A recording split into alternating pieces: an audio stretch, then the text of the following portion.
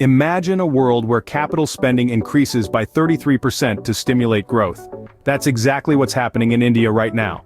In one of its largest budgetary maneuvers, India has announced a significant boost in capital spending for the coming fiscal year. The aim?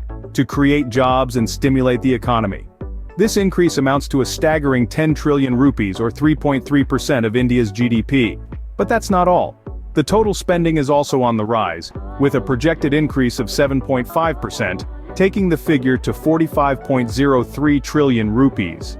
With these moves, the Indian government is targeting a fiscal deficit of 5.9% of GDP for the fiscal year 2023 to 2024, a lower figure than the current fiscal year. Now, these aren't just random numbers. They represent a focused strategy on capital spending, tax reforms, and subsidies. This could potentially mean more jobs, better wages, and a stronger economy. But it's not without its challenges. High debt burden and weak debt affordability are significant constraints that need to be addressed. With these ambitious financial maneuvers, India is poised to stimulate significant economic growth. But what do these changes mean for the average Indian citizen? In an era where war is often a button press away, the United States is considering repealing the 2002 authorization for use of military force. This authorization, often simply referred to as the 2002 AUMF, has been a cornerstone of U.S. military policy for over 2 decades. Its repeal could signify a seismic shift in the way America conducts its military operations. The 2002 AUMF came into being in the aftermath of the September 11th attacks, granting the president the authority to use military force against nations, organizations, or persons he determines planned, authorized, committed, or aided the terrorist attacks.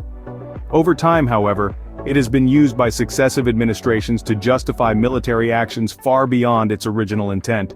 This has led to a growing call for its repeal, a move that would reaffirm Congress's constitutional responsibility to decide on war.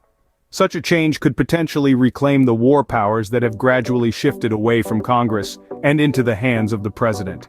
The push to repeal the 2002 AUMF has garnered bipartisan support, a rarity in today's polarized political climate. This unity across party lines underscores the gravity of the issue and the increasingly shared view that the current approach to military authorization is outdated and needs reform.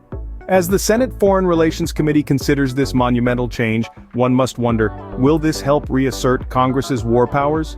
In a world that's already on edge, the recent surprise attack by Hamas on Israel has global leaders scrambling to respond.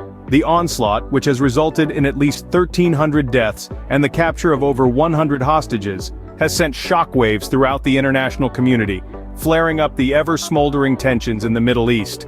Israel's response has been swift and decisive. Prime Minister Benjamin Netanyahu declared that his country is at war, vowing to destroy Hamas. This pledge has manifested in a severe bombing campaign on Gaza, a move that has catapulted the region into a humanitarian crisis and further complicated an already intricate geopolitical chessboard. The global reaction to this escalation has been as varied as it is poignant. Many leaders have condemned the attack, expressing steadfast support for Israel's right to defend itself. Among them, Saudi Arabia, a major player in the region, has called for a halt to the escalation and advocated for a two-state solution for peace, a sentiment echoing the desires of many who long for an end to the bloodshed. Yet, not all responses have been aligned. Iran, for instance, has voiced support for Hamas, adding another layer of complexity to the situation. Meanwhile, China, a global powerhouse, has called for calm and an end to hostilities, highlighting the delicate balance of power and influence in play. These differing viewpoints underscore the diversity of interests and ideologies involved in this crisis. They also bring to light the potential implications for peace in the Middle East, a region that's been a hotbed of conflict for decades. The current situation is a harsh reminder of the volatility of the region and the intricate web of diplomatic relations that both bind and divide its nations. As tensions continue to rise, the world watches and waits, but can a peaceful resolution be found amid such chaos? From economic developments to shifts in war policies and escalating tensions, the world continues to evolve at a rapid pace. Today, we've journeyed through India's aggressive fiscal strategies, the U.S. Congress's attempts to reclaim war-declaring powers, and the escalating crisis in the Middle East. Each of these events holds significant potential to shape the global landscape. They highlight the interconnectedness of our world and underline the importance of staying informed and engaged. As we navigate these global currents, let's remember to question, to learn, and to understand. In this ever-changing world, your perspective matters. Share your thoughts on these developments in the comments below. Remember, knowledge is power, and staying informed is the first step to understanding our world.